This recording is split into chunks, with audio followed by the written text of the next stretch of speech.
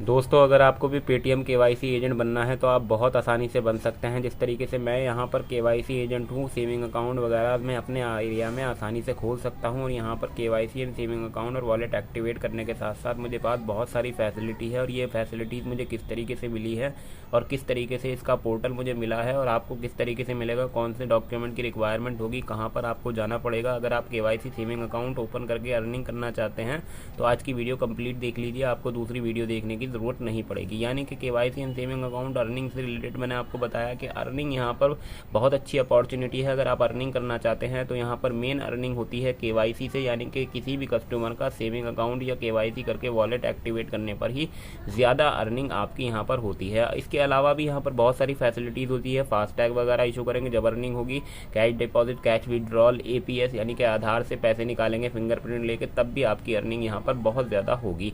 अब यहाँ पर देख सकते हैं मेरे पास ये वाला ऐप है और मेरे पास इसके अंदर जो लॉगिन करने के लिए मेरे पास आईडी पासवर्ड भी है। जब फर्स्ट टाइम आप इसके ऐप के अंदर जाएंगे तो आपको लॉगिन और पासवर्ड की ज़रूरत होगी, यानी कि आईडी और पासवर्ड जिसे कहते हैं उसकी ज़रूरत होगी। और ये किस तरीके से आपको मिलेगा तो इसके बारे में मैं आपको प्रॉपर बता देता हूँ। सबसे पहले समझ लीजिए कि आपको अगर एजेंट बनना है तो आपके पास शॉप होना कंपलसरी है, यानी कि आपके एरिया में आपके पास एक शॉप होना बेहद ज़्यादा ज़रूरी है। वो किराए की हो या आपकी अपनी हो या किसी दोस्त की हो, उससे कोई फ़र्क नहीं पड़ता, शॉप होनी ज़रूरी है। क्योंकि आपकी शॉप को मैप किया जाता है पेटीएम केवाईसी एजेंट के थ्रू, यानी कि आपके एरिया में आपका कोई भी ग्राहक आपको ऑनलाइन अपने पेटीएम ऐप के अंदर नियर बाई के अंदर देखेगा तो उसे वहां पर दिखाई देगा कि आपके एरिया में ये वाली शॉप पर केवाईसी वगैरह फैसिलिटी अवेलेबल है। तो ये यहाँ पर मैप होनी ज़रूरी होती है, तो इसलिए शॉप का होना भी बेहद ज़्यादा ज़रूरी है। डॉक्यूमेंट के अंदर आपके पास आधार कार्ड और पैन कार्ड, ये दोनों डॉक्यूमेंट आपके पास होने चाहिए। पैन कार्ड इसलिए क्योंकि इसके अंदर अर्निंग वगैरह जो होती है, यानी कि बड़े ट्रांजैक्शन होते हैं, तो यानी कि किसी के अकाउंट में आप 10,000 डाल रहे हैं, किसी के 1000 में अकाउंट में जो भी अमाउंट डालनी है तो उसके लिए पैन कार्ड कंपलसरी होता है। स्टार्टिंग में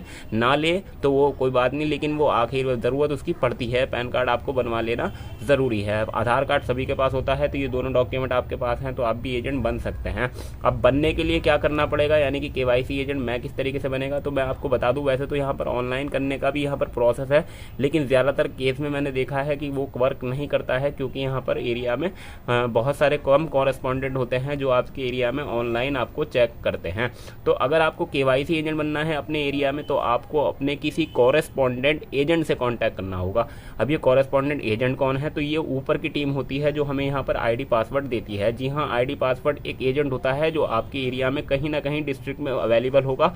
वो कम से कम 15 से 20 सिटीज़ यानी कि कवर करता है और बाइक वगैरह पे वो नियर बाई यानी कि हफ्ते भर में आपकी दुकान को विजिट करता है। तो बस उसी का नंबर आपको चाहिए। उसका नंबर आप दो तरीके से ले सकते हैं। अपने एरिया का लेना है तो आपको दो तरीके से मिल जाएगा, या तो कस्टमर केयर कॉल घुमा दीजिए और कॉल घुमाने के बाद अपनी सिटी का नाम बताइए और वहाँ से कहिए कि मुझे यहाँ पर केवाईसी एजेंट बनना है और वहाँ पर मुझे कॉरेस्पॉन्डेंट का नंबर चाहिए, तो वहाँ से ले सकते हैं। दूसरा तरीका यह है कि जहाँ पर आप केवाईसी कराने जाते हैं, जैसे कि मैं अपने एरिया में केवाईसी कर सकता हूँ, तो मेरे एरिया में मेरे केवाईसी कॉरेस्पॉन्डेंट का नंबर मेरे पास होगा।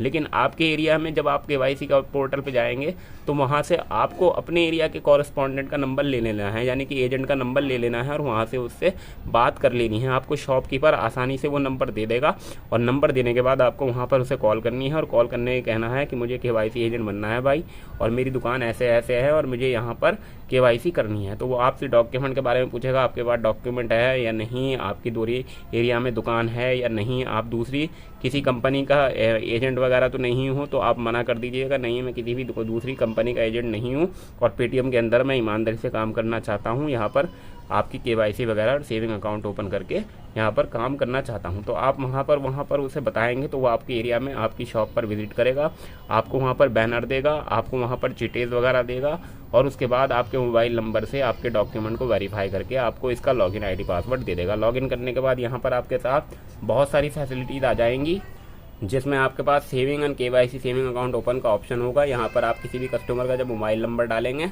इस तरीके से कस्टमर के पास एक नंबर पर कॉल करने के लिए मैसेज जाएगा, या आप डायरेक्ट उसके डायलर में जाके ये वाला नंबर डायल करेंगे और नंबर डायल करने के बाद आपका जब वो वहाँ पर अपना कॉन्सेंट दे देगा, यानी कि कस्टमर से कुछ पूछा जाएगा कि आप केवाईसी कराना चाहते हैं, सेविंग अकाउंट ओपन कराना चाहते हैं, तो वो एक दबाएगा।